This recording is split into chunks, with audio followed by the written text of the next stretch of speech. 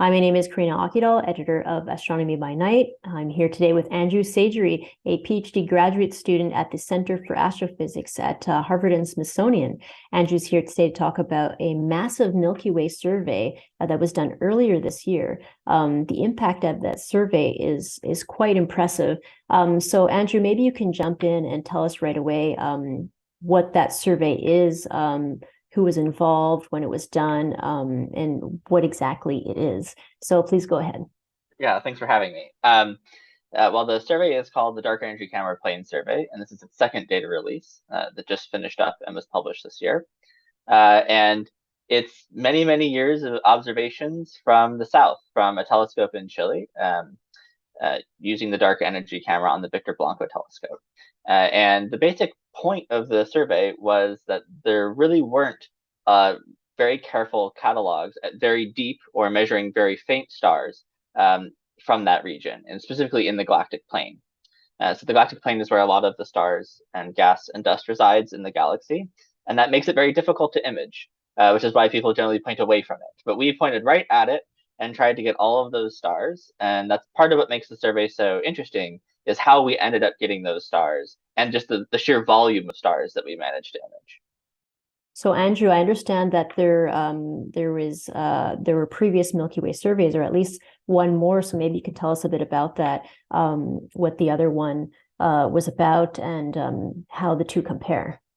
Yeah, so this is the second day release of two, and the first one back in 2017 was of a slightly smaller area, so it only went to plus or minus 5 degrees off the galactic plane, and now we're going to plus or minus 10 degrees, so we're more than doubling the area of the survey. But there was actually a lot of advances in the processing and in how we're analyzing the data.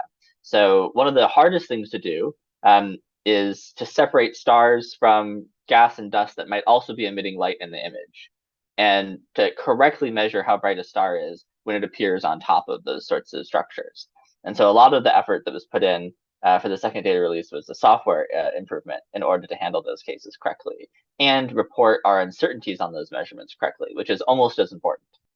So with that in mind, it's clear that the survey is a big deal. But for those listening in to this video interview, what exactly does it mean for the field of astronomy? Well, I mean, it helps us map the local galaxy around us and create, a picture of the 3D distribution of the galaxy. A lot of us are using it to make these 3D maps of where dust is in the galaxy, for example. But just cataloging these stars and having them to target and point at to do follow-up work on is an important task. I think a very small but exciting part is that we put all of our imaging online. And so amateur astronomers can go and scroll through and report things that they find in all of our imaging. There's an active blog site where you can do that and interact with astronomers who work on the surveys. I think that's really exciting. So not only is it showing us 3D structure of the galaxy that real astronomers who are here every day are working on, but everyone can get involved and play with the data. And so has there been a lot of people getting involved, or have you received a lot of comments? And if so, what are some of the top comments or areas that they've been focusing on? I mean, people find a lot of interesting and weird structures. They're interesting H2 filaments that look like they appear green in these images, and they're sort of striking. We've also found and identified certain failure modes of pipelines that run at different stages, these different software stacks that are run in the images based on some artifacts that people have identified. And so people will point out an artifact that's one that I hadn't seen before, and then you chase it down and you figure out what it is, and that's really cool. So does that mean there'll be a continuation of this survey, or is it complete? And if so, what's coming up moving forward? Yeah, so this is the last installment of this survey from this telescope that we're planning on doing. But there's a lot coming up, and one of the reasons that we're not planning another installment is that we're really excited about some of the other projects coming up. So in terms of imaging, there's the large scale survey of space and time, LSST, taken at the Vera C. Rubin Observatory. That's a very big ground-based telescope coming online in the next year or so. And its goal is focusing on cosmology, so these sort of galactic or supergalactic scales. And to get at that question, though, it's just going to try to soak up as many stars as it can from the southern hemisphere of the Earth. So it's just going to be constantly scanning the sky, and it has some of the one of the biggest data throughputs I think ever in astronomy. I mean, it's quite impressive, and some of their imaging is going to be in the galactic plane in these crowded fields with structured backgrounds, where a lot of the software that we figured out for DCAPS, our survey, will be relevant.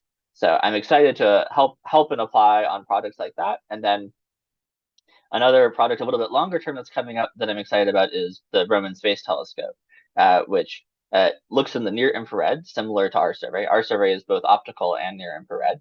And by looking in the near infrared, you can look through a lot of dust that generally prevents you from being able to see stars. So the stuff floating in between the stars sometimes prevents you from seeing them. But if you look at further wavelengths in the near infrared, you can see through it. And Roman specifically is going to look in part at the galactic plane as well, which is my region of interest and the region of interest for the survey. Well, thanks so much, Andrew, for taking the time to do this interview. And we hope to connect with you again soon.